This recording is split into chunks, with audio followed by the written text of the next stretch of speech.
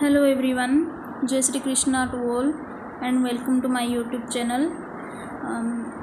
UGC NET history में जैसा कि हमने मॉडर्न हिस्ट्री स्टार्ट कर रखी है, उसमें सेकंड चैप्टर हमने स्टार्ट किया है और ब्रिटिश सत्ता का उत्थान, इसमें से हाफ तक हमने कर लिया है, तीसरे कर्नाटक युद्ध तक। और आज हम पढ़ेंगे यहाँ से भारत के प्रमुख राज्यों के साथ ब्रिटिश के क्या संबंध थे। तो सबसे पहले बंगाल का अधिग्रहण है। तो कह रहे हैं कि अंग्रेज़ों द्वारा बंगाल का अधिग्रहण भारत में 18वीं शताब्दी के उत्तरार्ध की ऐतिहासिक घटनाओं में से एक माना जाता है। केवल 8 वर्ष के अल्पकाल में ही अर्थात 1757 से 1764 के मध्य बंगाल के नवाब सिराजुद्दौला मीर जाफ़र मीर कासी अपनी संप्रभुता को कायम रखने में असफल रहे। परिणाम स्वरूप बंगाल में कंपनी की संप्रभुता स्थापित हो गई। बंगाल में कंपनी की संप्रभुता आ गई और उनकी नवाबों की संप्रभुता समाप्त हो गई। 1756 में बंगाल के नवाब अलीवर्दी खां की मृत्यु के बाद सिराजुद्दौला बंगाल का नवाब बनता है। कौन बनता है? सिराजुद्दौला। और 1756 में किसकी मृत्यु हो जाती है? अलीवर्दी खां की। बंगाल के नवाबों तथा अंग्रेज़ों के मध्य में संघर्ष का प्रमुख कारण क्या होता है? 1757 में मुगल बादशाह फर्रुखशियर द्वारा जारी किया गया शाही फरमान। इस फरमान द्वारा बंगाल में मात्र 3000 रुपये वार्षिक अदा करने पर कंपनी को उसके समस्त व्यापार में सीमा शुल्क से मुक्ति और कंपनी को इस क्षेत्र में वस्तुओं की आवाजाही पर हस्ताक्षर जारी करने का अधिकार दे दिया गया था। कंपनी के अधिकारों ने क्या किया कि उन हस्ताक्षरों का दुरुपयोग करना स्टार्ट कर दिया और अधिकारी इसका इस्तेमाल व्यक्तिगत व्यापार पर कर न चुकाने के लिए करने लगे। किस लिए करने लगे? व्यक्तिगत व्यापार पर कर न चुकाने के लिए। इससे नवाब को राजस्व हानि होने लगी। बंगाल के नवाब सिराजुद्दौला और ब्रिटिश कंपनी के बीच में बढ़ते तनाव के कारण नवाब सिराजुद्दौला ने कलकत्ता फोर्ट विलियम पर आक्रमण कर दिया और अंग्रेज़ों को वहां से भागने पर विवश कर दिया। और अंग्रेज़ों ने भागकर कहाँ पे शरण ली? फुल्टा द्वीप पे शरण ली थी। फिर आगे ब्लैक होल घटना क्या है? कलकत्ता के किले पर आक्रमण के समय में ब्लैक होल घटना मानी जाती है 20 जून 1756 को, और जिसे होलवेल ने प्रस्तुत किया है। किसने? होलवेल ने। इनके अनुसार क्या है? नवाब सिराजुद्दौला ने एक छोटी सी काल कोठरी में 146 अंग्रेज़ों को बंद कर दिया, जिसमें महज 23 ही जिंदा बच सके थे। फिर कहता है नवाब सिराजुद्दौला ने मनिक चंद को कलकत्ता का प्रभारी बना दिया। अब कलकत्ता पर अधिकार कर लिया तो वहाँ का प्रभारी नियुक्त किसको कर दिया? मनिक चंद को। और इसका नाम बदल दिया और नाम क्या रखा? अलीनगर रख दिया। लेकिन मनिक चंद ने रिश्वत लेकर किला अंग्रेज़ों को वापस सौंप दिया। फिर क्लाइव द्वारा फ्रांसीसी बस्ती थी चंद्रनगर पर विजय के उपरांत ये विजय कर लेता है क्लाइव चंद्रनगर पर, और उसके बाद में बंगाल में अंग्रेज़ों की स्थिति और मजबूत हो जाती है। अंततः सिराजुद्दौला को अलीनगर की संधि के लिए विवश होना पड़ता है। अलीनगर की संधि होती है फिर फरवरी 1757 में सिराजुद्दौला और अंग्रेज़ों के बीच में। अलीनगर की संधि के फलस्वरूप अंग्रेज़ों को कलकत्ता की किलेबंदी करने, सिक्के डालने का अधिकार और नवाब द्वारा युद्ध में हुई क्षतिपूर्ति का वचन दिया गया तथा दोनों पक्षों ने भविष्य में शांति बनाए रखने का वादा किया। ये है अलीनगर की संधि में। कालांतर में क्या होता है कि नवाब सिराजुद्दौला की सत्ता पर कमज़ोर पकड़ एवं ढुलमुल नीति से प्रोत्साहित होकर अंग्रेज़ों ने बंगाल की गद्दी पर एक ऐसे नवाब को बैठाने का निश्चय किया जिसे आसानी से हम कंट्रोल कर सकें और अपने स्वार्थ सिद्धि को प्रयोग किया जा सके के लिए उसको प्रयोग कर सकें। ध्यातव्य हो कि अंग्रेज़ों के इस षड्यंत्र में दरबार के अन्य व्यक्ति भी शामिल थे, जैसे पूर्णिया के नवाब शौकत जंग है, सिराजुद्दौला की मौसी घसीटी बेगम है, मीर जाफ़र, राय दुर्लभ, जगत सेठ, मानिक चंद वही है जिसको कलकत्ता का जो प्रभारी नियुक्त किया था, खादिम खां, अमी चंद, ये सब जो है दरबारी थे ये, और अंग्रेज़ों के साथ मिल गए थे। अंग्रेज़ों और दरबारियों द्वारा रचे गए इन षड्यंत्रों में कासिम बाजार के प्रमुख वाटसन की भूमिका अहम थी। फिर आ जाता है प्लासी का युद्ध 23 जून 1757। डेट याद रखनी है, 23 जून 1757। प्लासी के युद्ध को भारतीय इतिहास के निर्णायक युद्धों में से गिना जाता है क्योंकि इसने आगामी 200 वर्षों के लिए भारत की नियति को तय कर दिया था। प्लासी की लड़ाई 23 जून 1757 को नवाब की सिराजुद्दौला नवाब बंगाल के नवाब सिराजुद्दौला की सेना है और दूसरी तरफ है रॉबर्ट क्लाइव के नेतृत्व में ईस्ट इंडिया कंपनी के बीच में लड़ी गई। मीर जाफ़र ने सिराजुद्दौला को एक कपटपूर्ण परामर्श दिया था, मीर जाफ़र ने दिया, और नवाब ने युद्ध को एक दिन के लिए स्थगित कर दिया, एक दिन के लिए स्थगित। प्लासी के युद्ध के पूर्व ही नवाब का प्रधान सेनापति मीर जाफ़र तथा दीवान राय दुर्लभ अंग्रेज़ों से मिल चुके थे, अतः युद्ध से पहले ही यह कह सकते हैं कि प्लासी का युद्ध एक खुला युद्ध नहीं था, बल्कि एक क्या था, विश्वासघात था। फिर कहता है अगले दिन हुए युद्ध में दोनों विश्वासघातियों की सेनाएं बिना युद्ध किए ही वापस लौट गई, और इस युद्ध में नवाब के विश्वसनीय सहयोगी मीर मदान, कौन कौन है ये, मीर मदान है, मोहन लाल है, दोनों वीर गति को प्राप्त हो गए।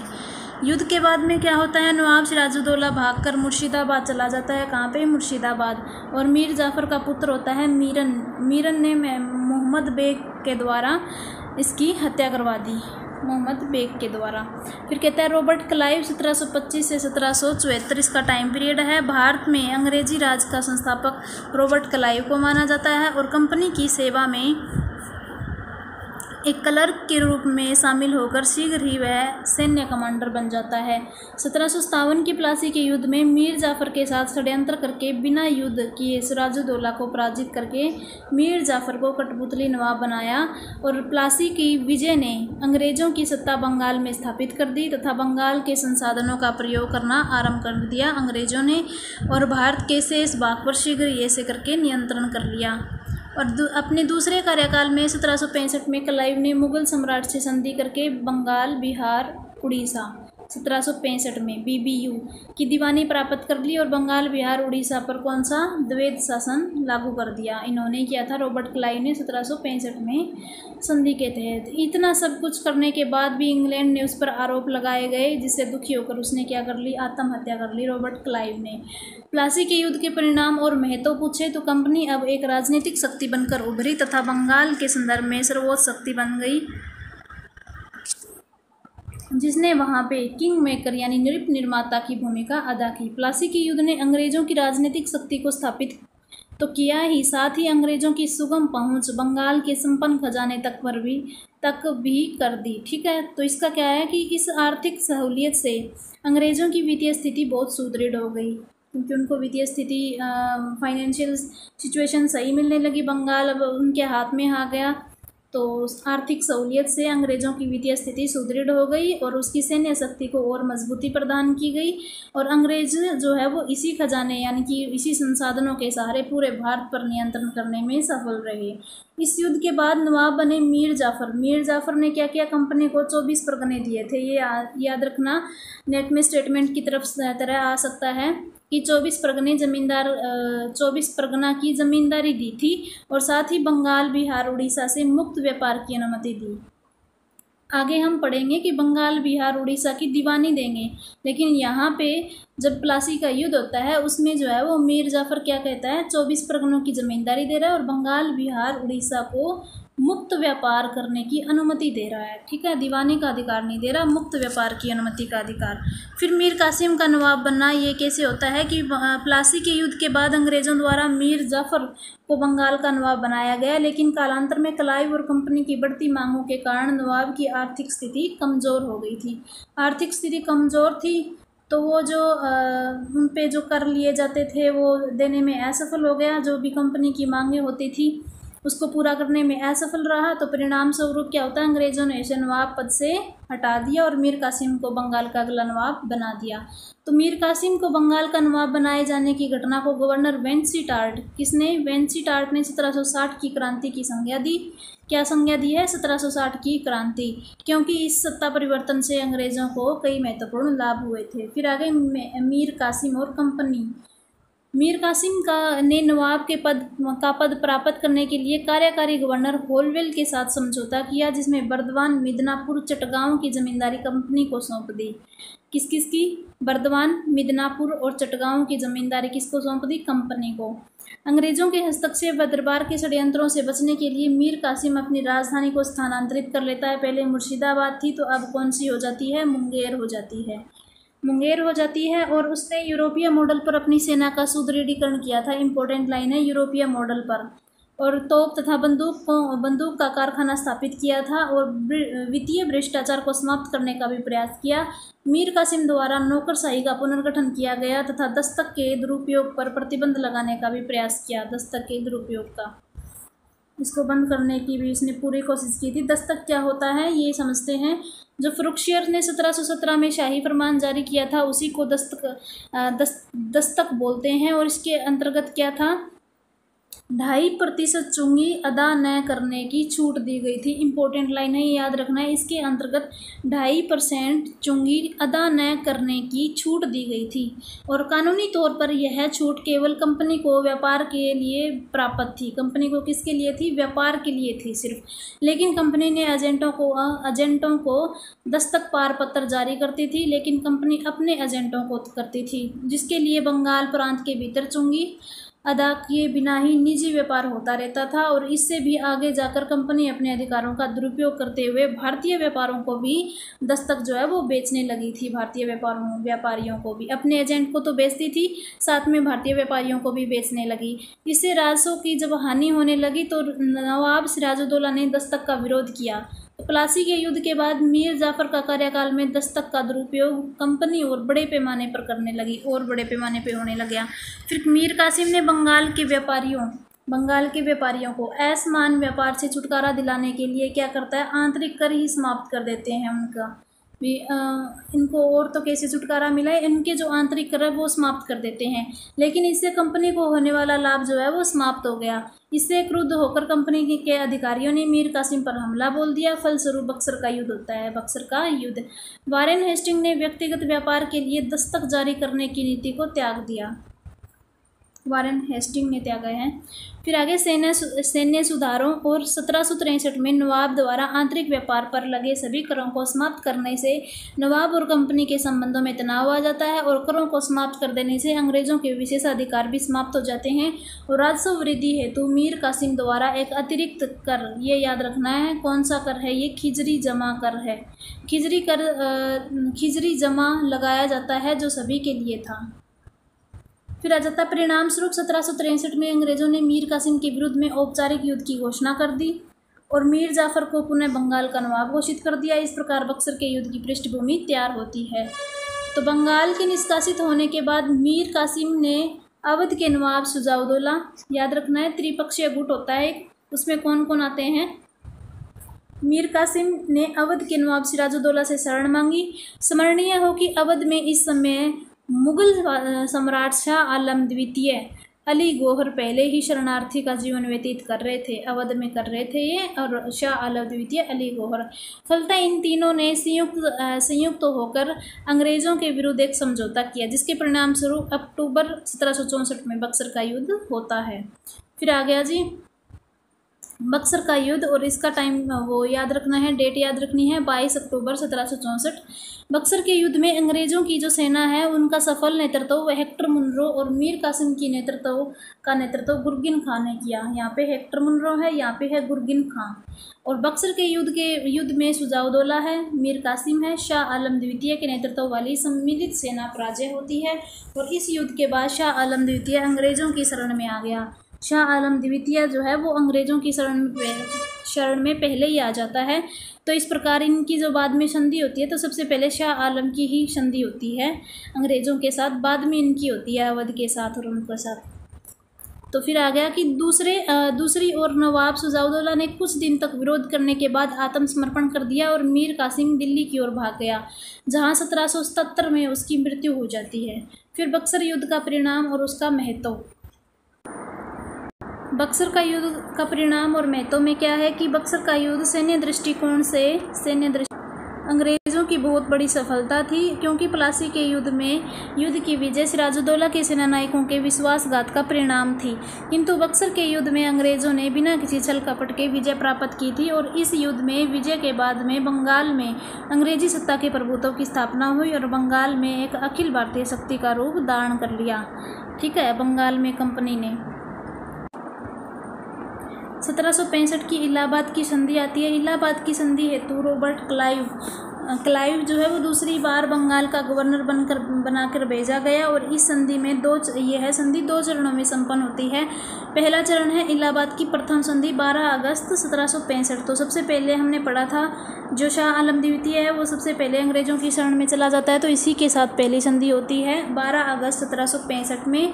और इसमें क्या है, कंपनी को मुगल सम्राट शाह आलम द्वितीय से स्थायी रूप से बंगाल, बिहार और उड़ीसा की दीवानी प्राप्त हुई थी।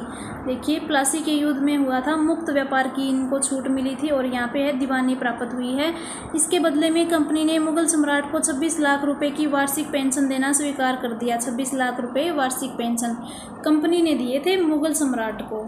फिर आगे कंपनी ने अवध के नवाब से कड़ा और इलाहाबाद के किले लेकर मुगल सम्राट शाह आलम द्वितीय को सौंप दिए, कड़ा और इलाहाबाद।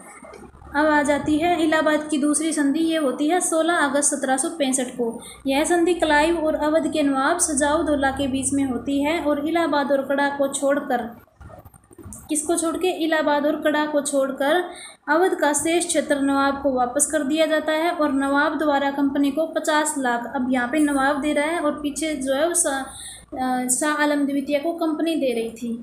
तो नवाब द्वारा कंपनी को 50 लाख रुपए दिए जाने की बात स्वीकार की गई और कंपनी द्वारा अवध की सुरक्षा हेतु नवाब के खर्च पर एक अंग्रेजी सेना अवध में रखी गई, एक अंग्रेजी सेना। फिर आगे कंपनी को अवध में कर मुक्त व्यापार करने की छूट प्रदान भी की गई। बनारस और गाजीपुर के क्षेत्र में अंग्रेजों की संरक्षिता में जागीरदार बलवंत सिंह को अधिकार दिया गया। बनारस और गाजीपुर के क्षेत्र में, ठीक है, जागीरदार नियुक्त किया था, बलवंत सिंह को अधिकार दिया गया और हालांकि यह अवध के राजा के अधीन ही माना गया। फिर आ गया बंगाल में द्वैध शासन 1765 से 72 तक चलता है द्वैध शासन।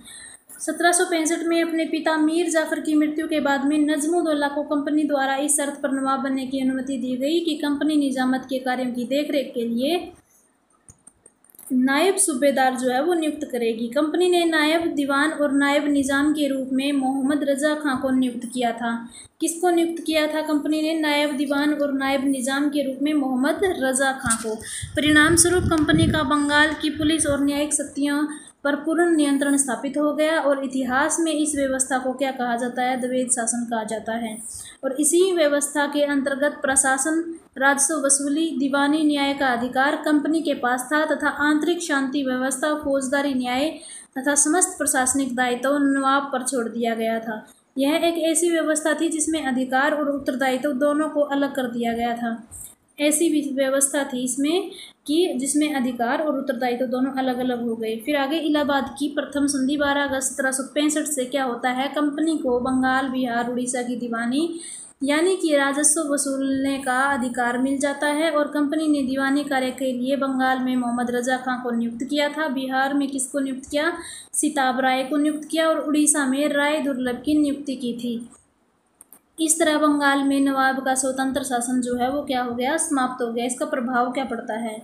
प्रारंभ में अल्पकाल के लिए व्यापार में वृद्धि देखी जाती है, किंतु इसके अतिरिक्त यह दौर 1765 से 72 का जो दौर है द्वैध शासन वाला, इसमें बंगाल के लिए अति कठिनाइयों का दौर रहता है। इसमें प्रशासनिक और आर्थिक संरचना को तोड़कर रख दिया और क्योंकि कंपनी को मुक्त व्यापार का अधिकार प्राप्त था, अतः भारतीय व्यापार का विघटन हो जाता है। फिर कहता है कि ब्रिटिशों द्वारा अत्यधिक बहुत ज़्यादा भूमि कर संग्रहण के कारण कृषि व कृषकों की स्थिति दयनीय हो जाती है। इसी बीच 1770 में, याद रखना है 1770 में बंगाल में अकाल पड़ने से जान माल की हानि जो है वो बड़े स्तर पर होती है। और उल्लेखनीय है कि इस समय बंगाल का गवर्नर, ये इम्पोर्टेंट लाइन है, उस समय बंगाल का गवर्नर कर्टियस था, कर्टियस। फिर आ जाता है कि इस प्रणाली ने एक भ्रामक प्रशासनिक मशीनरी का निर्माण किया जिससे अराजकता का माहौल बना। परिणामतः इस क्षेत्र में कानून व्यवस्था जो है वो लगभग ठप हो गई। फिर आ गया बंगाल की ब्रिटिश गवर्नर। सबसे पहले आता है क्लाइव 1757 से 60 तक।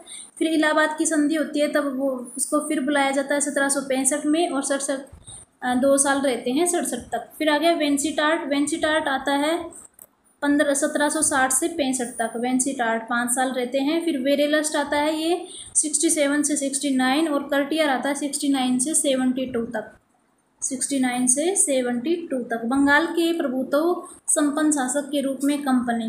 तो 1772 में जब वारेन हेस्टिंग को बंगाल का गवर्नर नियुक्त किया गया, वारेन हेस्टिंग को नियुक्त किया गया। याद रखना है बंगाल का गवर्नर। तब क्लाइव द्वारा बंगाल में जो स्थापित द्वैध शासन प्रणाली थी वो पूर्णतः विफल हो चुकी थी। अतः हेस्टिंग ने द्वैध शासन समाप्त कर दिया और बंगाल पर विजित राज्य के रूप में शासन करना स्टार्ट कर दिया और छद्म मुगल संप्रभुता का जो नकाब था वो उतार फेंका। फिर आता है कि इस प्रकार कंपनी ने दो दशक से भी कम समय में बंगाल के प्रशासनिक राजनीतिक अधिकारों पर अपना सीधा नियंत्रण स्थापित कर लिया।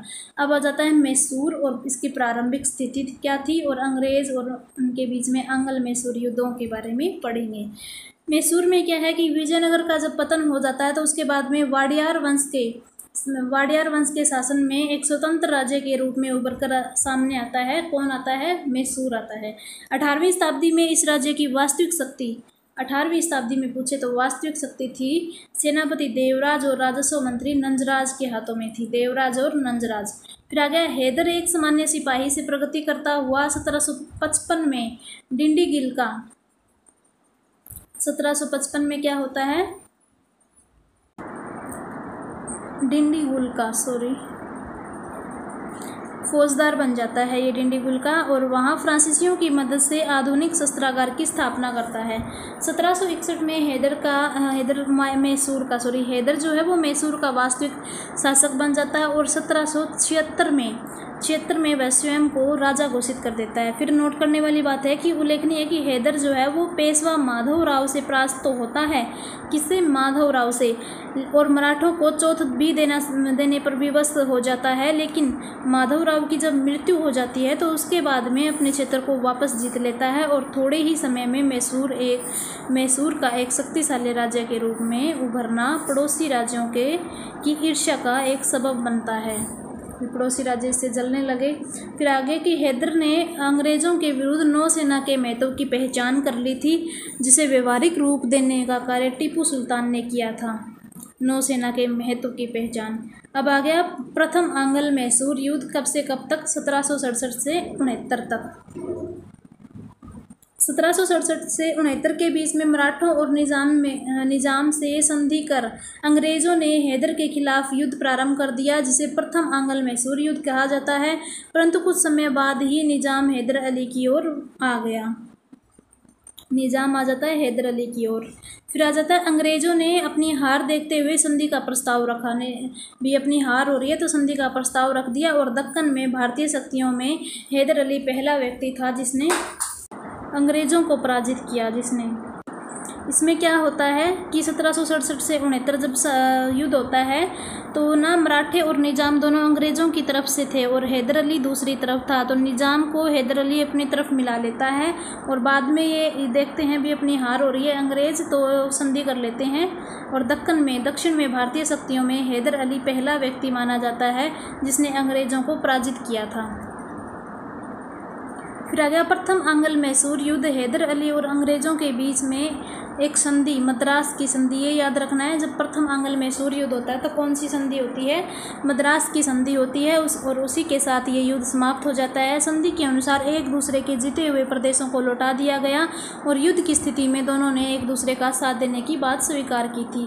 अब आ गया द्वितीय आंग्ल मैसूर युद्ध 1780 से 84 के बीच में और एक बार पुनः अंग्रेज़ों और हैदर के बीच में संबंध कटु हो जाते हैं जब 1770 से 71 में मराठों ने उस पर आक्रमण कर दिया। मराठों ने हैदर पर आक्रमण कर दिया था, लेकिन अंग्रेज़ों ने इसमें सहायता नहीं दी तो इससे जो मद्रास की संधि का उल्लंघन हो गया, क्योंकि उसमें ये था भी युद्ध के समय में दोनों एक दूसरे की सहायता करेंगे, तो इसमें अंग्रेज़ों ने सहायता नहीं दी।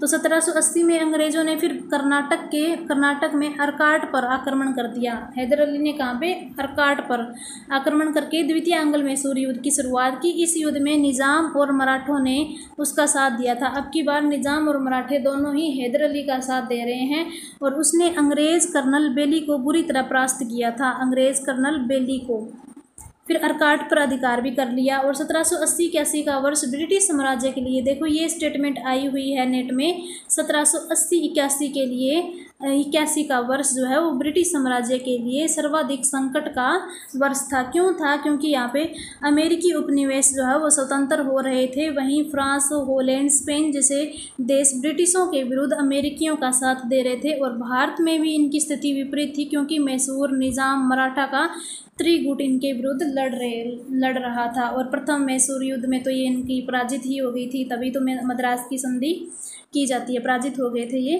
फिर आ गए कि तत्कालीन गवर्नर जनरल वारेन हेस्टिंग ने हैदर अली से मुकाबले के लिए आयरकुट को दक्षिण भेजा।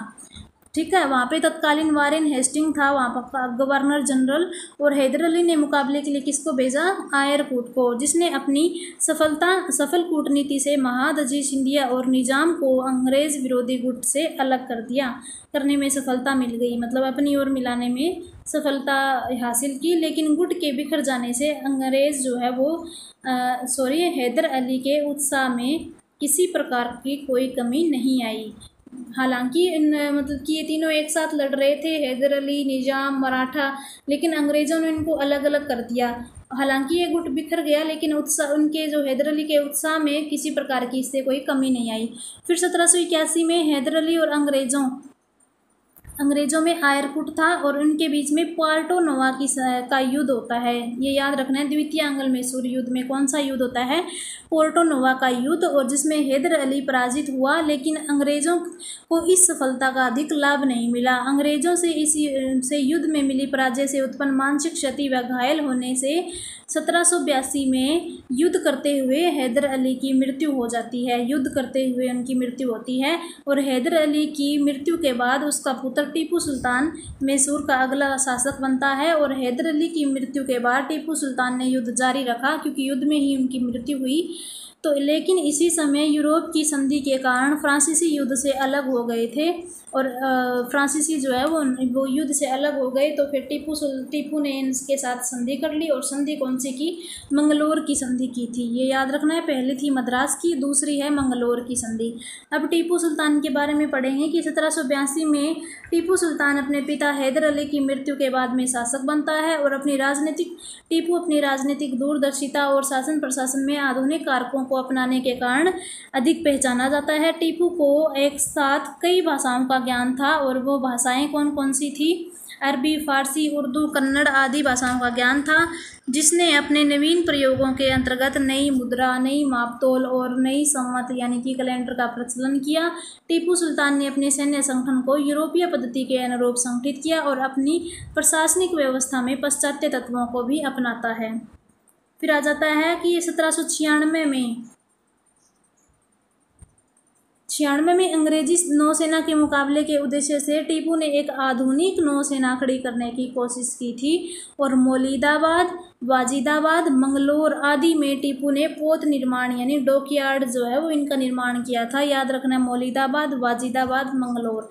टीपू ने अपने पिता हैदर अली के विपरीत, जिसने सार्वजनिक रूप से शाही उपाधि धारण नहीं की थी, लेकिन टीपू ने बादशाह की उपाधि धारण की तथा अपने नाम के सिक्के भी जारी किए। टीपू सुल्तान फ्रांसीसी क्रांति से बहुत प्रभावित था, ये याद रखना है, फ्रांसीसी क्रांति से। और अपनी राजधानी श्रीरंगपट्टनम में स्वतंत्रता का वृक्ष जो फ्रांस में था ना, ये क्लब चलाया हुआ था, जेकोबिन क्लब का सदस्य भी बनता है, तथा अपने को नागरिक टीपू कहा। अपने को क्या पुकारा? नागरिक टीपू नाम के कर पुकारा। और जब 1791 में मराठा घुड़सवारों से श्रृंगेरी के शारदा पीठ को लूटा गया 1791 में, तो श्रृंगेरी के मुख्य पुरोहित की प्रार्थना पर टीपू ने मंदिर की मुरम्मत के लिए शारदा देवी की मूर्ति की स्थापना के लिए धन दिया था। ये याद रखना है, टीपू ने शारदा देवी की मूर्ति की स्थापना के लिए धन दिया था। टीपू भारत का प्रथम शासक था जो आर्थिक शक्ति को सैन्य शक्ति की नींव मानता था। टीपू ने यूरोपियों के समान ही व्यापारिक कंपनी के निर्माण की बात कही, और इसी उद्देश्य से उसने आधुनिक उद्योगों की स्थापना को भी प्रोत्साहन दिया। उसने देशीय और अंतर्देशीय व्यापार को बढ़ावा देने के लिए अनेक गुमास्तों को नियुक्त किया, और कई उद्योगों को राजकीय सहायता भी दी थी। विदेशी व्यापार और अपने समकालीन विदेशी राजाओं से मैत्री संबंध बनाए रखने के लिए टीपू ने फ्रांस, तुर्की और ईरान तथा पेगू में कहाँ फ्रांस, तुर्की, ईरान और पेगू यानी बर्मा में अपने व्यापारिक दूत, और अर्बन कस्तुनतुनिया, काबुल में अरब कस्तुनतुनिया और काबुल और मॉरिशस में अपने दूत मंडल भेजे। उसने बंदरगाह वाले नगरों में व्यापारिक संस्थाएं स्थापित करके रूस और अरब के साथ व्यापार बढ़ाने की कोशिश की थी। टीपू अपने व्यक्तिगत धर्म के मामले में रूढ़िवादी था, किंतु अन्य धर्मों के प्रति उसने सहिष्णुता की नीति का अनुसरण किया। टीपू ने जमींदारी व्यवस्था के स्थान पर इम्पोर्टेंट लाइन रियायतवाड़ी व्यवस्था को अपनाया और उन्होंने कर मुक्त भूमि इनाम पर अधिकार कर पोलीगरों के पैतृक अधिकार को जब्त कर लिया। कर मुक्त भूमि इनाम पर अधिकार कर पोलीगरों के पैतृक अधिकार थे ना, जो उनको जब्त कर लेता है। और टीपू को सीधा साधा दैत्य मॉन्स्टर प्योर एंड सिंपल कहा जाता है और टीपू को उसकी वीरता के कारण शेर ए मैसूर कहा जाता है। उनका मानना था कि शेर की तरह एक दिन जीना बेहतर है, लेकिन भेड़ की तरह लंबी जिंदगी जीना अच्छा नहीं। फिर कहता है टीपू को यह श्रेय दिया जाता है कि वह प्रथम व्यक्ति था जिसने रॉकेट का युद्ध में प्रयोग किया था। फिर आ गया तृतीय आंग्ल मैसूर युद्ध 1790 से 92। टीपू मंगलोर की संधि से संतुष्ट नहीं था, फलस्वरूप उसने कस्तुनतुनिया और फ्रांस में अपने दूत भेजकर उनसे भी सहायता प्राप्त करने की कोशिश की थी। और टीपू के समय में लड़े गए तृतीय आंग्ल मैसूर युद्ध का कारण जो है वो ये याद रखना है। इसका कारण क्या था? अंग्रेजों ने इसी आधार पर तैयार किया कि टीपू ने फ्रांसीसियों से अंग्रेजों के विरुद्ध में कोई गुप्त समझौता किया है और यही इसका कारण बनता है। फिर कहता है टीपू ने 1789 में त्रावणकोर पर आक्रमण कर दिया। 1789 में कहाँ? त्रावणकोर। परिणामतः कॉर्नवालिस ने 1790 में सेना का नेतृत्व करते हुए वेल्लूर और बंगलोर पर अधिकार कर लिया। त्रावणकोर पर आक्रमण कौन कर रहा है? टीपू। और कॉर्नवालिस 90 में वेल्लूर और बंगलोर पर अधिकार कर रहा है तथा श्रीरंगपट्टनम पर आक्रमण कर रहा है। अंग्रेजों ने पुनः हैदराबाद के निजाम और मराठों के सहयोग से श्रीरंगपट्टनम पर आक्रमण किया था। अब यहाँ पे भी मराठा और निजाम दोनों जो है वो इनके अंग्रेजों के सहयोग में है। और 1792 में तत्कालीन गवर्नर जनरल कॉर्नवालिस ने टीपू के श्रीरंगपट्टनम स्थित किले को घेर कर उसे संधि करने के लिए मजबूर कर दिया। तो अंग्रेजों और टीपू के बीच में मार्च 1792 में श्रीरंगपट्टनम की संधि संपन्न होती है और संधि की शर्तों के अनुसार टीपू को अपने राज्य का आधा हिस्सा जो है वो अंग्रेजों तथा उसके सहयोगियों को देना था। साथ ही युद्ध के हर्जाने के रूप में 3 करोड़ रुपए भी अंग्रेजों को देने थे। 3 करोड़ रुपए देने थे, ये याद रखना है। आ जाती है भी संधि में क्या क्या प्रावधान था। तो संधि के शर्तों के अनुसार क्या था? एक तो टीपू को अपने राज्य का आधा हिस्सा अंग्रेजों को तथा उसके सहयोगियों को देना था। साथ ही युद्ध के हर्जाने के रूप में 3 करोड़ रुपए अंग्रेजों को देने थे। हर्जाना न देने तक अंग्रेजों ने टीपू के 2 पुत्रों को बंधक बनाकर रखा। इस संधि के अंतर्गत अंग्रेजों को 12 महल, डिंडीगुल और मालाबार मिला था। इम्पोर्टेंट है, तृतीय आंग्ल मैसूर युद्ध में 12 महल, डिंडीगुल और मालाबार जो है वो मिले थे। मराठों को तुंगभद्रा नदी के उत्तर का भाग, और ये मराठे और निजाम दोनों अंग्रेजों का साथ दे रहे थे ना, तो उनको क्या क्या मिला? तुंगभद्रा नदी के उत्तर का भाग मिला मराठों को और निजाम को मिला पेन्नार और कृष्णा नदी के बीच का भाग। इसी संदर्भ में कॉर्नवालिस ने कहा कि हमने अपने मित्रों को शक्तिशाली बनाए बिना ही शत्रु को पंगु कर दिया। फिर आ गया चौथा आंग्ल मैसूर युद्ध 1799। एक बार पुनः अधिकार क्षेत्र और अंग्रेजों की बढ़ती राजनीतिक लालसा के कारण टीपू और अंग्रेजों के मध्य में युद्ध होता है। और इस युद्ध में क्या है? टीपू ने अंग्रेजों से मुकाबला करने के लिए अंतर्राष्ट्रीय सहयोग लेने का प्रयास किया। इसी संबंध में नेपोलियन से भी पत्र व्यवहार किया और 4 मई 1799 को टीपू अंग्रेजों की संयुक्त सेना से बहादुरी के साथ लड़ते हुए युद्ध में मारे जाते हैं। 4 मई 1799। और अंग्रेजों ने फिर श्रीरंगपट्टनम पर अधिकार कर लिया। अंग्रेजों ने मैसूर पर नियंत्रण स्थापित करके पुराने वाडियार वंश का एक अल्पायु शासक कृष्णराज द्वितीय को सत्ता सौंपकर उससे सहायक संधि कर ली। सहायक संधि करता है। फिर आ गया आंग्ल मराठा संघर्ष। मैसूर के बाद में मराठों से संघर्ष होता है। 18वीं शताब्दी के उत्तरार्ध में और 19वीं शताब्दी के पूर्वार्ध में लगभग 45 वर्षों में अंग्रेजों और मराठा के बीच में राजनीतिक सर्वोच्चता के लिए 3 बार मुठभेड़ होती है और जिसमें अंग्रेज अंतिम रूप से विजयी होते हैं।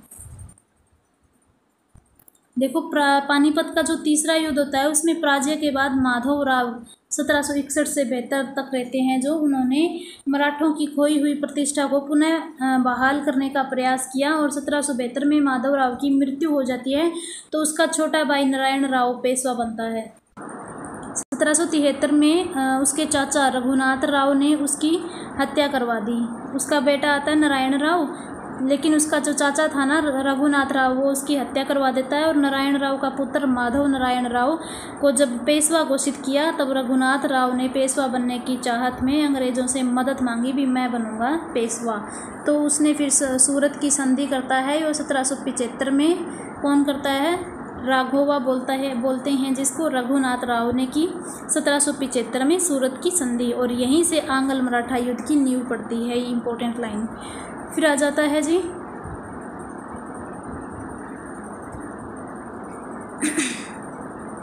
कि सूरत की संधि 1775 में, इसमें क्या था कि इसके तहत पेशवा पद के बदले में नजराना, सालसेट, बसीन व थाने का क्षेत्र अंग्रेजों को देना निश्चित हुआ। कौन सा? सालसेट है, बसीन, थाने का क्षेत्र अंग्रेजों को देना निश्चित हुआ तथा सूरत और बड़ौच का राजस्व भी अंग्रेजों को दिया जाना तय हुआ। इसके बदले में अंग्रेज राघोबा को पेशवा बनाने पर सहमत हो गए। और सूरत की संधि जो है वो बम्बई की अंग्रेजी सरकार व रघुनाथ राव के बीच में होती है, जिसका कलकत्ता की अंग्रेजी सरकार ने, ये याद रखना है, कलकत्ता की अंग्रेजी सरकार ने विरोध किया था। आगे जाके बम्बई सरकार भी किसी का विरोध करती है, तो याद रखना है सूरत की संधि का विरोध कलकत्ता की सरकार ने किया था। फिर आगे प्रथम आंग्ल मराठा युद्ध 1775 से 82। सूरत की संधि के तहत कर्नल किटिंग के नेतृत्व में जब एक अंग्रेज सेना सूरत पहुंची तो मराठों ने इसका विरोध किया। परिणाम स्वरूप 18 मई 1775 को आरस के मैदान में अंग्रेजों और मराठों के बीच में युद्ध स्टार्ट हो जाता है। आरस का मैदान याद रखना है, जिसमें मराठों की पराजय होती है। हालांकि पूना में मराठों का अधिकार बना रहा। युद्ध के बाद पुरंदर की संधि हुई। जब प्रथम आंग्ल मराठा युद्ध होता है तब पुरंदर की संधि होती है। अब पढ़ेंगे कि पुरंदर की संधि क्या है। 1776 में होती है पुरंदर की संधि। और इसके तहत क्या निश्चित किया गया कि कंपनी जो है वो राघोबा का समर्थन नहीं करेगी, किंतु सालसेट व थाने पर अंग्रेजों का प्रभुत्व बना रहेगा। अब ये सूरत की संधि हुई थी, इसीलिए तो सालसेट थाने का जो अधिकार दिया था भी, मुझे सूरत की संधि के तहत यही तो चाहता था रघुनाथ राव भी, मुझे पेशवा बनना है। लेकिन पुरंदर की संधि में क्या हुआ, कंपनी जो है वो राघोबा का समर्थन नहीं कर रही है और सालसेट व थाने पर अपना प्रभुत्व भी जमा रही है। और पुरंदर की संधि जो है वो कलकत्ता की अंग्रेजी सरकार व पूना दरबार के बीच में हुई थी। इंपॉर्टेंट लाइन है, पुरंदर की संधि किस किस के बीच में हुई? कलकत्ता की अंग्रेजी सरकार और पूना दरबार के बीच में होती है। ये आगे टेबल में भी पढ़ेंगे और ये आती भी है। पुरंदर की संधि होती है कलकत्ता की अंग्रेजी सरकार और पूना दरबार के बीच में। फिर बम्बई की अंग्रेजी सरकार ने, अब देख लो ये आ गई ना बम्बई की अंग्रेजी सरकार, इसने पुरंदर की संधि का विरोध किया था। सूरत की संधि का विरोध किसने किया था? कलकत्ता की अंग्रेजी सरकार ने। और पुरंदर की संधि का विरोध कौन कर रहा है? कलकत्ता की वो बम्बई की अंग्रेजी सरकार इसका विरोध कर रही है। परिणाम स्वरूप बम्बई सरकार ने पुनः युद्ध छेड़ दिया। 1779 में पश्चिमी घाट में स्थित तालगांव की लड़ाई, कौन सी? तालगांव की लड़ाई में अंग्रेजों को पराजय झेलनी पड़ी थी।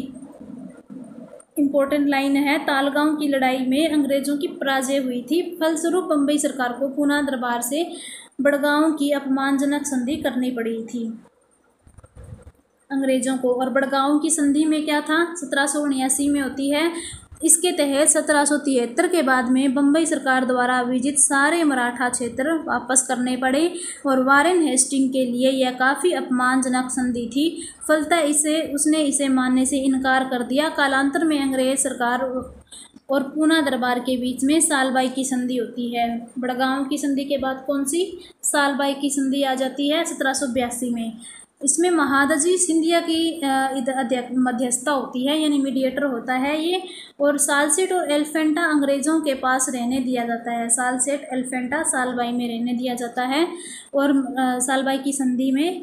और फिर कहता है कि रघुनाथ ने पेशवा की उपाधि पर अपना दावा छोड़ दिया और पेशवा ने राघोबा को पेंशन देकर स्वीकार कर लिया। अंग्रेज़ों ने क्या किया? राघोबा का साथ छोड़ दिया और माधव नारायण राव को पेशवा बनाना स्वीकार कर लिया। इसी समय फडणवीस, जिसे मराठों का मेकियावली कहा जाता है, एवं महादजी सिंधिया के मध्य में प्रभावशीलता का द्वंद्व जो है वो आरंभ हो जाता है। और 1800 में फडणवीस की जब मृत्यु हो जाती है तो उसके बाद बाजीराव द्वितीय एक स्वेच्छाचारी शासक बन जाता है और उसने सिंधिया व होलकर को परस्पर लड़ाकर अपनी सर्वोच्चता बनाए रखने की सोची। ये किसको लड़ा रहा है? सिंधिया और होलकर को। और कह रहा है भी ये आपस में लड़ेंगे तो मैं अपनी सर्वोच्चता सिद्ध कर लूँगा। और उधर सिंधिया व होलकर भी इसी प्रयास में थे कि पेशवा उसके प्रभाव में आ जाए। इस संदर्भ में पेशवा ने 1801 में जसवंत राव होलकर के भाई की हत्या कर दी। जसवंत राव होलकर के भाई की हत्या किसने की?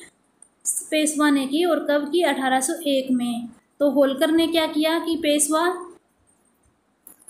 और सिंधिया की सम्मिलित सेना को हदपसर नामक स्थान पर पराजित कर दिया। ठीक है, कह रहा है कि जसवंत राव होलकर के भाई की पेशवा ने जब हत्या कर दी तो होलकर ने पेशवा तथा सिंधिया की सम्मिलित सेना को हदपसर नामक स्थान पर पराजित कर दिया। तत्पश्चात पेशवा ने भागकर बसीन में शरण ली थी। पेशवा ने भागकर कहाँ शरण ली? बसीन में। और बसीन में शरण ली तो बसीन की संधि होगी, जहाँ उसने अंग्रेजों से बसीन की संधि की। बसीन की संधि 1802 में। इसके तहत स्वायत्तता अंग्रेजों को सौंप दी।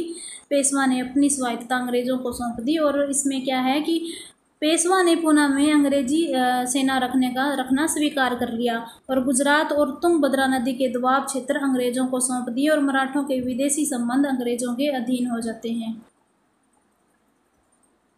अब आ जाता है कि पेशवा ने सूरत नगर भी कंपनी को सौंप दिया। और यह संधि द्वितीय आंग्ल मराठा युद्ध का कारण बनी, क्योंकि इस संधि के प्रावधान मराठा सरदारों को अपमानजनक लगे थे। अब आ गया द्वितीय आंग्ल मराठा युद्ध 1803 से लेकर 1805। बसीन की संधि के कालांतर में मराठों द्वारा चुनौती दी गई। दौलतराव सिंधिया और रघुजी भोसले द्वितीय ने अंग्रेजों के विरोध में संयुक्त मोर्चा बनाया। दौलतराव सिंधिया और रघुजी ने। फिर आ गया कि अंग्रेजों ने आर्थर वेल्जली के नेतृत्व में दक्कन में तथा जनरल लेक के नेतृत्व में उत्तर भारत में मराठों के विरुद्ध सफल अभियान किया। और 23 सितंबर 1803 को आर्थर वेल्जली ने सिंधिया और भोसले की संयुक्त सेनाओं को पराजित कर दिया। आर्थर वेल्जली था भाई, और दूसरी तरफ सिंधिया और भोसले की संयुक्त सेना थी। तो 23 सितंबर 1803 में वेल्जली उनको हरा देता है। और उत्तर भारत में जनरल लेक ने दिल्ली आगरा पर कब्जा कर लिया। लेक ने। और इस प्रकार कुछ महीनों में ही अंग्रेजों ने उत्तर व दक्षिण भारत में मराठों के कई क्षेत्रों को जीता। और परिणामतः भोसले और सिंधिया को विवश होकर अंग्रेजों से 2 संधियां, देवगांव की संधि, सुरजी अंजन की संधि 1803 में करनी पड़ी। और बाद में होलकर ने भी राजघाट की संधि 1805 में इसको स्वीकार कर लिया। तो फिर अब आ गए कि इनके बीच में कौन कौन सी महत्वपूर्ण संधियां होती है, इम्पोर्टेंट है। सूरत की संधि होती है सबसे पहले में 1775, हम पढ़ भी चुके हैं, रघुनाथ राव और अंग्रेजों के बीच में होती है। सालबाई की संधि होती है 1782 में। इसमें सिंधिया का जो है वो मीडिएटर बनना और इससे मतलब कि वो मध्यस्थता निभा रहा, इसकी भूमिका थी। और पूना दरबार तथा अंग्रेजों के बीच में यह सालबाई की संधि होती है। बसीन की संधि 1802 में होती है। और बाजीराव द्वितीय और अंग्रेजों के बीच में होती है। फिर देवगाम की संधि 1803 में भोसले और अंग्रेजों के बीच में होती है। सुरजी अंजन की संधि 1803 में होती है और सिंधिया और अंग्रेजों के बीच में होती है। फिर राजपुर घाट की संधि होती है 1805 में होलकर और अंग्रेजों के बीच। नागपुर की संधि 1816 में भोसले और अंग्रेजों के बीच। ग्वालियर की संधि 1817 में सिंधिया और अंग्रेजों के बीच। पूना की संधि 1817 में बाजीराव द्वितीय व अंग्रेजों के बीच। मंदसौर की संधि 1818 में होलकर और अंग्रेजों के बीच होती है। फिर तृतीय आंग्ल मराठा युद्ध 1816 से 1819 के बीच में होता है। तो आंग्ल मराठा टकराव का तृतीय एवं अंतिम चरण लॉर्ड हेस्टिंग के आने पर स्टार्ट होता है। तृतीय आंग्ल मराठा युद्ध का एक कारण मतलब कि एक बड़ा कारण जो तत्कालिक कारण माना जाता है, गवर्नर जनरल लॉर्ड हेस्टिंग की दमनात्मक नीतियां भी थी। हेस्टिंग ने पिंडारियों के विरुद्ध अपने अभियान की शुरुआत की। इंपॉर्टेंट लाइन है पिंडारियों के विरुद्ध। अब पिंडारी कौन होते हैं वो पढ़ेंगे हम, जिसने मराठों के प्रभुत्व को चुनौती मिली। जिससे पिंडारी कौन होता है? ये मराठा सेना में अवैतनिक सैनिकों के रूप में अपनी सेवा देते थे। भी हम वेतन नहीं लेंगे, और जब युद्ध होता है तो ये लूट मार करते थे। और जब ये लूट मार का जो हिस्सा आता था उसमें एक हिस्सा खुद ले लेते थे, तो उसी को बोलते हैं पिंडारी। तो क्या कह रहा है कि अवैतनिक सैनिकों के रूप में कार्य सेवा देते थे अपनी, और ये लूटमार करने वाले दलों के रूप में होते थे। इनकी नियुक्ति बाजीराव प्रथम के समय में हुई थी। इंपॉर्टेंट लाइन, बाजीराव प्रथम। और ये मराठों की ओर से युद्ध में भाग लेते थे, जिसके बदले में उन्हें लूट से प्राप्त रकम का एक निश्चित हिस्सा दिया जाता था।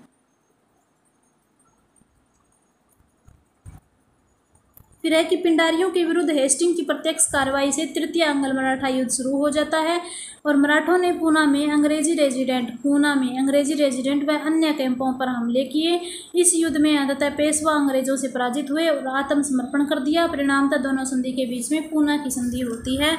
पूना की संधि और पेशवाओं का अंत हो जाता है। कैसे होता है देखते हैं कि तृतीय आंग्ल मराठा युद्ध की समाप्ति और अंग्रेजों द्वारा पेशवा के साथ एक संधि की गई, जिसके अनुसार पेशवा का समस्त राज्य बम्बई प्रेसिडेंसी के अंग्रेजी राज्य में मिला लिया गया। अब इसका सारा ही राज्य बम्बई प्रेसिडेंसी अंग्रेजी राज्य में मिला लिया जाता है और पेशवा के अतिरिक्त सिंधिया, भोंसले आदि ने भी सिंधिया के माध्यम से अंग्रेजी संरक्षण स्वीकार कर लिया।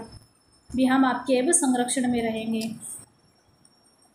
संधि के बाद पेशवा का पद 1818 में समाप्त कर दिया जाता है। इम्पोर्टेंट है, पेशवा का पद कब समाप्त किया जाता है? 1818 में। और बाजीराव द्वितीय को कंपनी का पेंशनर बनाकर बिठूर, कानपुर, उत्तर प्रदेश में भेज दिया जाता है और कंपनी के सहायक त्र्यंबक राव को आजीवन कारावास देकर बनारस के पास चुनार के दुर्ग में कैद कर दिया जाता है। नाम मात्र के छोटे से राज्य सतारा में छत्रपति शिवाजी के वंशज को राजा बनाया गया। किसको बनाया गया? छत्रपति राजा शिवाजी के वंशज को बनाया गया सतारा में शिवाजी। अब आगे इस प्रकार हेस्टिंग ने पेशवा का अंत कर दिया। अब आगे जी आंग्ल सिख युद्ध 1839 में रणजीत सिंह की मृत्यु हो जाती है। तत्पश्चात अगले 10 वर्षों में ही उसका राज्य जो है वो समाप्त हो गया। सिख क्षेत्रों पर अधिकार को लेकर अंग्रेजों और सिख के बीच में जो युद्ध हुए उन्हें आंग्ल सिख कहा जाता है। नोट है कि पंजाब के संदर्भ में ओसबोर्न का कहना है, इंपॉर्टेंट लाइन है, ओसबोर्न एक स्टेटमेंट देता है कि रणजीत सिंह की मृत्यु के बाद हमें पंजाब का विलय कर लेना चाहिए। जब हमने बड़े बड़े ऊंट को निगल लिए तो इस मच्छर की क्या बात है। फिर आता है कि प्रथम आंग्ल सिख युद्ध होता कब है? 45 से 46 के बीच में होता है और इस युद्ध में भारत का गवर्नर जनरल लॉर्ड हार्डिंग और अंग्रेजी सेना का प्रमुख सर ह्यूगफ था। भाई प्रथम आंग्ल सिख युद्ध में पूछ ले तो भारत का गवर्नर जनरल था हार्डिंग और सेना का प्रमुख था सर ह्यूगफ। अंग्रेजी सेना ने सितंबर 1845 में मुदकी, दिसंबर 1845 में फिरोज शाह, जनवरी 1846 में बादोवाल और आलीवाल की लड़ाइयाँ लड़ी, परंतु सबराव की लड़ाई फरवरी 1846 में निर्णायक मानी जाती है। सबराव की लड़ाई सबसे पहले मुदकी, फिर फिरोज शाह, फिर जनवरी 1846 में बादोवाल और आलीवाल, फिर सबराव। फिर इस युद्ध के बाद में मार्च 1846 में अंग्रेजों और सिख के बीच में लाहौर की संधि होती है। इंपॉर्टेंट लाइन है, प्रथम आंग्ल सिख युद्ध में कौन सी संधि होती है? लाहौर की संधि। और इस संधि के अनुसार सिखों ने सतलज नदी के दक्षिण की ओर अपने सारे क्षेत्र अंग्रेजों को सौंप दिए। सतलज के दक्षिण में जो जितने भी सारे क्षेत्र थे वो अंग्रेजों को सौंप दिए। इस संधि के बदले में अंग्रेजों ने दलीप सिंह को महाराजा तथा लाल सिंह को वजीर के रूप में स्वीकार कर लिया। ये याद रखना है, पहली संधि में दलीप सिंह को महाराजा स्वीकार कर रहा है और आखिर में उसको भेज देंगे पेंशन बना के लास्ट वाली संधि में। और वजीर को भी लाल सिंह नामक व्यक्ति को वजीर के रूप में स्वीकार। लाहौर के क्षेत्रफल को कम करने के उद्देश्य से अंग्रेजों ने कश्मीर क्षेत्र को राजा गुलाब सिंह को बेच दिया। कश्मीर क्षेत्र को किसको बेचा? गुलाब सिंह को। जिसके कारण क्या होता है, सिखों ने लाल सिंह के नेतृत्व में पुनः विद्रोह कर दिया। आगे चलकर 1846 में भेरोवाल की संधि होती है। इंपॉर्टेंट लाइन है, ये प्रथम आंग्ल सिख युद्ध में ही हो रही है। पहले लाहौर की संधि, अब भेरोवाल की संधि, जिसके तहत राजा दलीप सिंह के वयस्क होने तक ब्रिटिश सेना को लाहौर भी, जब तक दलीप सिंह वयस्क नहीं हो जाता तब तक ब्रिटिश सेना में लाहौर में ब्रिटिश सेना को लाहौर में तैनात कर दिया और सिख सरदारों की एक परिषद अंग्रेजी रेजिडेंट की अध्यक्षता में शासन करने के लिए नियुक्त कर दी और इस राज्य में तथा राज्य के किसी भी हिस्से में ब्रिटिश सेना की तैनाती सुनिश्चित कर दी गई। अब आगे रणजीत सिंह के बारे में पढ़ेंगे। 1780 से 39 रणजीत सिंह का जो जन्म है वो 1780 में सुकर चकिया मिसल के प्रमुख महासिंह के यहाँ होता है। महासिंह की मृत्यु के बाद में 1792 में रणजीत सिंह 12 वर्ष की आयु में सुकर चकिया मिसल के प्रमुख बने और 1799 में इसने लाहौर पर कब्जा कर लिया और 1802 में, कुछ स्रोतों में 1805 भी है, भंगी मिसल पर से अमृतसर को छीन लिया। भंगी मिसल से किसको छीन लिया? अमृतसर को छीन लिया। और रणजीत सिंह ने कुछ ही वर्षों में मुल्तान, कश्मीर और पेशावर पर अधिकार कर लिया। महाराजा रणजीत सिंह ने लाहौर को अपनी राजधानी बनाई। किसको? लाहौर को राजधानी बनाता है और अपनी सेना का गठन यूरोपीय ढंग से करता है। उधर टीपू के बारे में भी पढ़ा था, उसने भी यूरोपीय ढंग से अपनी सेना का गठन किया, जिसमें घुड़सवार के प्रशिक्षण के लिए फ्रांसीसी सेनापति अलार्ड तथा पैदल सेना के लिए इटली के सेनापति बंतूरा। याद रखना है ये। अगर कहते हैं कि घुड़सवार के प्रशिक्षण के लिए पूछे तो फ्रांसीसी सेनापति अलार्ड था, पैदल सेना के लिए पूछे तो इटली के सेनापति बंतूरा था, और तोपखाना के प्रशिक्षण के लिए पूछे तो फ्रांसीसी जनरल कोरट और अमेरिकी जनरल गार्डनर को नियुक्त किया था।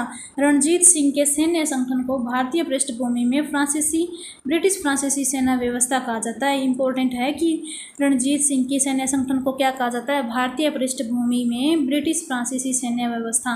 कहा जाता है कि रणजीत सिंह की जो फौज थी ना, वो एशिया की दूसरी सबसे अच्छी फौज थी और पहली थी ईस्ट इंडिया कंपनी वाली। फिर कहता है रणजीत सिंह ने 1809 में राज्य की सुरक्षा की दृष्टि से चार्ल्स मेटकॉफ से अमृतसर की संधि भी की। 1809 में मेटकॉफ से।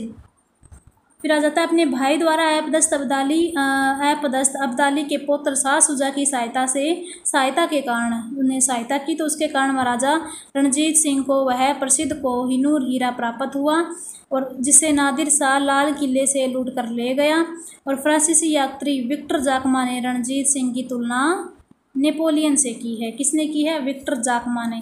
अब आ गया जी द्वितीय आंग्ल सिख युद्ध 1848 से 1849। और इसमें क्या है कि मुल्तान के गवर्नर मूलराज को अपदस्थ करने के कारण सिखों ने विद्रोह कर दिया था। इसका कारण क्या था? मुल्तान का गवर्नर था जिसका नाम था मूलराज, इसको हटा दिया तो सिखों ने युद्ध कर दिया, जिसका लाभ उठाकर डलहौजी ने युद्ध की घोषणा कर दी। डलहौजी ने। फिर रामनगर का युद्ध होता है, चिलियावाला का युद्ध होता है। रामनगर का युद्ध होता है नवंबर 1848 में, चिलियावाला का युद्ध होता है जनवरी 1849 में, और द्वितीय आंग्ल सिख युद्ध से दोनों ही संबंधित हैं। फिर कहता है लॉर्ड डलहौजी के शासनकाल में चार्ल्स नेपियर के नेतृत्व में अंग्रेजी सेना ने क्या है 1849 में गुजरात के युद्ध में अंतिम रूप से सिख सेना को परास्त कर देते हैं। 1849 में चार्ल्स नेपियर के नेतृत्व वाली सेना थी, याद रखना है। गुजरात युद्ध जीतने के बाद लॉर्ड डलहौजी ने मार्च 1849 में पंजाब को अंग्रेजी राज्य के अंतर्गत विलय कर लिया। महाराजा दलीप सिंह को अंग्रेजों ने लगभग 5 लाख रुपए की वार्षिक पेंशन पर शिक्षा के लिए इंग्लैंड भेज दिया। 5 लाख लगभग, ये इंपॉर्टेंट है। मैं कह रही थी ना स्टार्टिंग में, तो इसको महाराजा स्वीकार कर रहे हैं, और लास्ट वाली संधि तक आते आते अंग्रेजों ने 5 लाख रुपए की वार्षिक पेंशन पर शिक्षा के लिए इंग्लैंड भेज दिया इसको, और दलीप सिंह से कोहिनूर हीरा लेकर और ब्रिटिश राज मुकुट में लगा दिया। ये पढ़ेंगे हम डलहौजी के बारे में। डलहौजी 1848 से 1856 तक भारत का गवर्नर जनरल रहता है, और इस दौरान उसने साम्राज्यवादी नीतियों के तहत ब्रिटिश साम्राज्य का अधिकतम विस्तार किया। 1849 में ये पंजाब का विलय कर लेता है, अभी पढ़ा है हमने, और 1852 में लोअर बर्मा तथा पेगू पर अधिग्रहण कर लेता है, और व्यक्तिगत सिद्धांत के तहत यानी कि हड़प नीति के तहत सतारा, जैतपुर, संबलपुर, बघाट, उदयपुर, झांसी, नागपुर का विलय कर लेता है, और कुशासन का आरोप लगा के 1856 में अवध का विलय करता है। साम्राज्यवादी विस्तार के साथ साथ प्रशासनिक सुधार भी किए, और वो कौन कौन से किए हैं इन्होंने? 1853 में बम्बई और थाने के बीच में रेलवे का परिचालन किया। 1854 में डाकघर अधिनियम पारित हुआ। ये जो है वो याद रखना है सीक्वेंस में, कालक्रमानुसार आ जाए तो 53 वाला पहला, 54 में डाकघर इसके बाद में आएगा। सार्वजनिक निर्माण विभाग PWD की स्थापना इसके बाद आएगी। इसके तहत गंगा नहर और बाहरी दोआब नहरों का निर्माण किया गया, और बंगाल के लिए उप गवर्नर के पद का सृजन किया था। इम्पोर्टेंट है, बंगाल के लिए उप गवर्नर के पद का सृजन किसने किया? तो डलहौजी ने किया। 1854 में वुड डिस्पैच आता है, जिसे शिक्षा का मैग्ना कार्टा कहा जाता है, और फिर आ जाता है पेंशन। पेशवा की पेंशन समाप्ति का कार्य भी डलहौजी करता है। डलहौजी द्वारा किए गए साम्राज्य विस्तार के कारण जन असंतोष पैदा होता है, और उसके जाने के बाद 1 वर्ष बाद ही 1857 में अंग्रेजों के खिलाफ महाविद्रोह हो जाता है। अन्य युद्ध व संधियाँ आती है। आंग्ल नेपाल युद्ध होता है। इसमें क्या है, लॉर्ड हेस्टिंग ने सर्वप्रथम नेपाल राज्य के निवासी थे गोरखाओं से युद्ध किया और सीमावर्ती क्षेत्र होने के नाते इस प्रदेश का सामरिक महत्व तो बहुत ज़्यादा था। 1816 में गोरखाओं से बातचीत के माध्यम से सुगोली की संधि होती है। इंपॉर्टेंट है सुगोली की संधि 1816। इसके तहत क्या होता है, अंग्रेज़ों के, ये नेट में आए हुए भी है, सुगोली की संधि में उनको क्या क्या मिला था। अंग्रेज़ों को गढ़वाल व कुमाऊं के किले तथा तराई का अधिकांश भाग प्राप्त हुआ। गढ़वाल और कुमाऊं का किला और तराई का अधिकांश क्षेत्र। और नेपाल ने सिक्किम राज्य से अपने समस्त अधिकार वापस ले लिए और नेपाल की राजधानी काठमांडू में अंग्रेज़ रेजिडेंट जो है वो तैनात की गई। फिर आंग्ल बर्मा युद्ध। पूर्वी सीमावर्ती क्षेत्र बर्मा को 3 युद्ध व संधियों के बाद में ब्रिटिश साम्राज्य में मिला लिया गया। प्रथम आंग्ल बर्मा युद्ध, इसमें क्या है, 1822 में बर्मा ने मणिपुर और असम की तरफ जब अपना प्रसार शुरू किया तब उसकी सीमा जो है वो ब्रिटिश भारत से जा लगी। मणिपुर और असम की तरफ आ रहे थे तो उसकी सीमा ब्रिटिश भारत से जा लगी और कलकत्ता स्थित अंग्रेज़ों ने फिर मणिपुर, असम और अराकान से भागे हुए विद्रोहियों को शरण दी थी। कलकत्ता ने कछार चाचर, इम्पोर्टेंट, ये लाइन इम्पोर्टेंट है। क्या कह रहा है, कलकत्ता में कछार, चाचर और जयंतिया को एक तरफा संरक्षित राज्य घोषित कर अपने सैनिक भेज दिए और लॉर्ड एम हर्स्ट ने मणिपुर व असम में बर्मा के लोगों के प्रवेश को लेकर के 1824 में युद्ध कर दिया और अंततः 1826 में यान्दबू की संधि होती है। इम्पोर्टेंट है, 1826 में होती है यान्दबू की संधि। 1852 में फिर दूसरा आंग्ल बर्मा युद्ध होता है और डलहौजी ने इमारती लकड़ियों व बर्मा के जंगलों पर आधिपत्य की इच्छा से ये युद्ध होता है। इसका अगर कारण पूछे तो डलहौजी ने इमारती लकड़ियों व बर्मा के जंगलों पर आधिपत्य की इच्छा से युद्ध किया और लोअर बर्मा पेगू के क्षेत्रों पर अधिकार कर लिया। 1885 में डफरिन के समय में आंग्ल बर्मा का तीसरा युद्ध लड़ा गया 85 में। तत्पश्चात बर्मा का भारत में विलय कर लिया गया। अब पढ़ेंगे हम आंग्ल अफगान युद्ध 1839 से 42। आगे हम डिटेल में भी पढ़ेंगे, यहाँ पे शॉर्ट में दिया हुआ है। 1839 से 42 में गवर्नर जनरल ऑकलैंड के समय में यह पहला युद्ध लड़ा गया, आंग्ल अफगान युद्ध। शाह शुजा को दोस्त मोहम्मद की जगह पे वहाँ का शासक बनाने के लिए त्रिपक्षीय संधि में रणजीत सिंह भी शामिल हुए थे। इसमें ऑकलैंड थे और रणजीत सिंह था और एक दोस्त ये शाह शुजा था। शाह शुजा को क्या है, दोस्त मोहम्मद की जगह वहाँ का शासक बनाने के लिए ये संधि थी जिसमें रणजीत सिंह भी शामिल थे, त्रिपक्षीय संधि। और जॉन कीन के नेतृत्व में बोलन दर्रे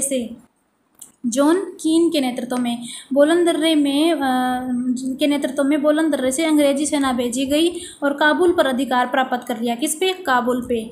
तो 1840 में फिर क्या होता है, दोस्त मोहम्मद के आत्मसमर्पण पर शाह शुजा को शासक घोषित कर दिया और वह यही चाह रहे थे। फिर आगे 1842 से 78 में अफगानिस्तान के प्रति हस्तक्षेप की नीति को अपनाया गया। 42 से 78 में 1878 से 80 में लिटन ने फिर अग्रगामी नीति, मतलब कि इम्पोर्टेंट लाइन है ये, हस्तक्षेप, कोई भी हस्तक्षेप नहीं किया था। कब, टाइम पीरियड याद रखना, 1842 से लेकर 1878 में। फिर 78 से 80 में जब लिटन आता है ना, लिटन ने फिर अग्रगामी नीति अपनाई थी, हस्तक्षेप की नीति त्याग दी और अग्रगामी नीति अपनाई और दूसरा आंग्ल अफगान युद्ध छेड़ दिया। कुछ विजयों के उपरांत में वहाँ ब्रिटिश रेजिडेंटों की नियुक्ति की गई, किंतु अनियंत्रित स्थिति को देखते हुए बाद में अफगानिस्तान को बफर स्टेट के रूप में स्वीकार कर लिया। अब सिंध अभियान 1843 में एलनबरो के शासनकाल में, इंपॉर्टेंट है कि एलनबरो के शासनकाल में 1843 में सिंध का अंग्रेजी राज्य में विलय कर लिया जाता है। फिर आगे अवध में क्या है कि अवध के स्वायत्त राज्य का संस्थापक शहादत खां बुरहान उल मुल्क को माना जाता है, इसका संस्थापक याद रखना है। और 1722 में अवध का सूबेदार बनाया गया था इसको। कालांतर में उसने स्वतंत्र राज्य करना आरंभ कर दिया। फिर कहता है शहादत खां ने भी 1723 में नया राजस्व बंदोबस्त रेवेन्यू सेटलमेंट लागू किया था और कहा जाता है कि उचित भू लगान लगाकर और बड़े ज़मींदारों के जुल्मों से बचाकर उसने किसानों की हालात को बेहतर बनाया था। फिर मुग़ल सम्राट मोहम्मद शाह से शहादत खान ने 7,000 का मनसब, इंपॉर्टेंट है, कितने हज़ार का है, 7,000 का मनसब है, और मोहम्मद शाह रंगीला से प्राप्त किया और बुरहान उल मुल्क की उपाधि भी प्राप्त की। फिर 1739 में मुग़ल सम्राट मोहम्मद शाह ने नादिर शाह से लड़ने के लिए शहादत खान को दिल्ली बुलाया था।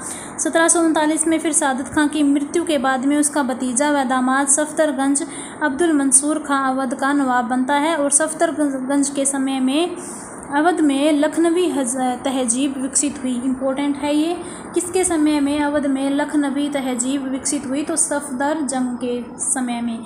सफदरजंग 1748 में मुग़ल बादशाह मोहम्मद शाह से वज़ीर का पद प्राप्त करता है। इसी कारण सफदरजंग को नवाब वज़ीर के नाम से भी जाना जाता है और इसके साथ ही इलाहाबाद का प्रांत भी इनको दे दिया गया।